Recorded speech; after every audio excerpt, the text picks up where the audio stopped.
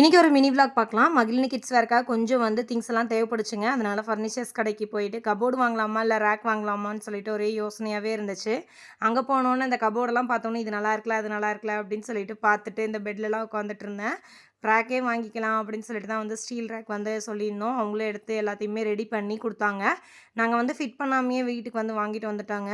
கொஞ்சம் அந்த அன்னைக்கு வந்து டிமார்ட்டுக்கு போ வேண்டிய வேலை இருந்துச்சு. வீட்டுக்கு தேவையான திங்ஸ் எல்லாம் வாங்கிட்டு, அதுக்கப்புறம் வந்து அப்படியே வீட்டுக்கு வந்துட்டோம்.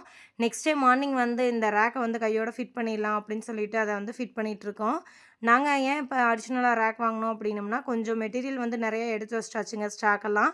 புது புது கலெக்ஷன்ஸ் எல்லாம் எடுத்துருக்கனால எல்லாமே கீழ வச்சுக்கிட்டு இருக்க மாரியே இருந்துச்சு. அதனால தான் அடிஷனலா ஒரு ரேக் வாங்கிக்கலான்னு சொல்லிட்டு வாங்கியிருந்தோம்.